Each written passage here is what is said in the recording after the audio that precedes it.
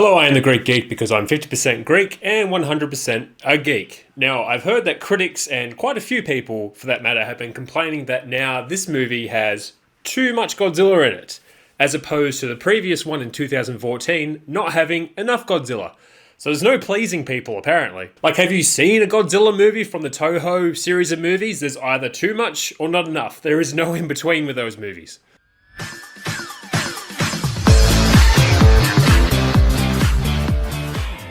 Eco-terrorists find a way to awaken Titans and go around the world awakening them in order to bring balance to the Earth, which seems to be the motivation of a lot of villains nowadays. Perfectly balanced, as whole thing should be.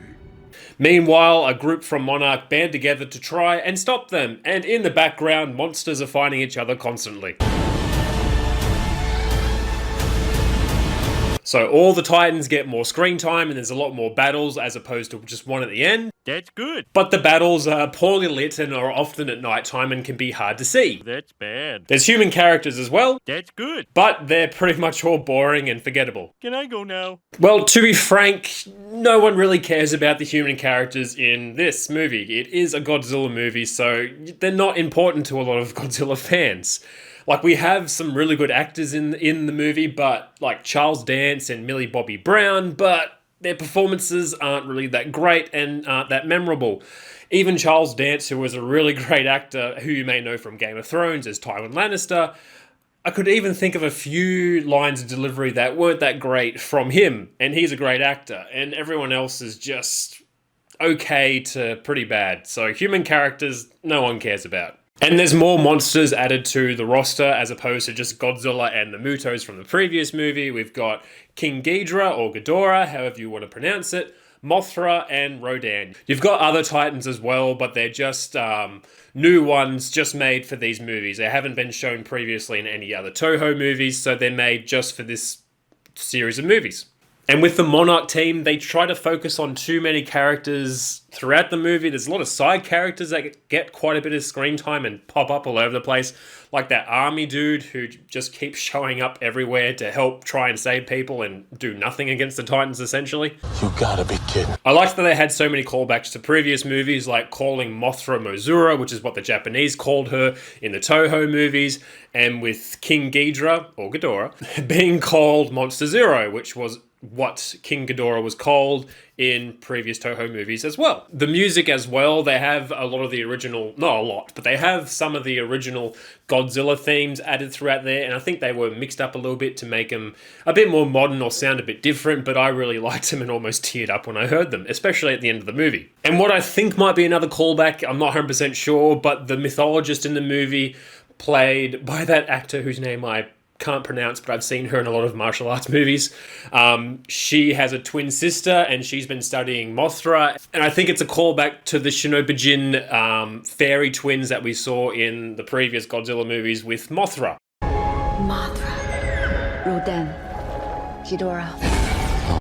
And like with the previous movie, there's a theme of that these Titans are just forces of nature, just completely and utterly destroy everything, well, human or man-made, that they come into contact with. But what we learn, it expands on kind of the lore of these Titans in these movies, is that wherever they go, the radiation that they emit, it helps kind of heal the planet. So wherever they go, they'll destroy human buildings and whatever humans have done. And then in their wake, new plants and life will be able to grow a lot faster and just basically takes back over. It's kind of like these Titans are Mother Nature's response to humans. You are a plague, and we are the cure. So the main reason that we go to watch Godzilla movies is to watch these monsters fight. There is a lot more fights, as I just said before, and just the amount of carnage that happens, they completely wipe out like basically every human they come across. It was so much fun watching Rodan taking out the fighter jets, how he'd just casually just fly through the air and just spin around, taking out fire jets and just flying so slowly and then just suddenly speeding up and just wiping all the jets out. And Ghidorah and Godzilla fighting, they fought several times throughout the movie. I'm glad that it didn't just have one final fight at the end of the movie and then that was it. They fight several times. And there's Mothra fighting King Ghidorah as well, and Rodan fighting Ghidorah, and Mothra fighting Rodan, so there's lots of different fights going on throughout the movie to keep you entertained.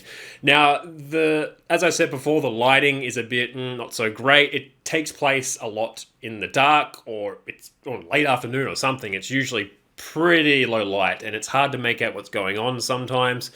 And some of the camera angles that they use, like when the Titans are fighting, and sometimes they'll be low to the ground where the humans are, like it creates a good sense of scale of how big and massive and powerful these Titans are, but it's hard to make out what's going on.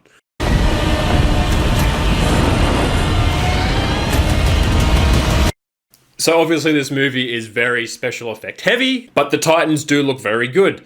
And I like the designs that they've gone. They're very close to the original Toho monsters, but with some added features like Rodan having lava or fire or whatever it is coming off him all the time, Mothra having claws, so she actually kind of stands a chance when she's fighting in close combat, and Ghidorah having like these kind of spiked mace-like tails that he uses to whack things. That's another thing. I think he had them in the original movies, but he didn't really do anything with them.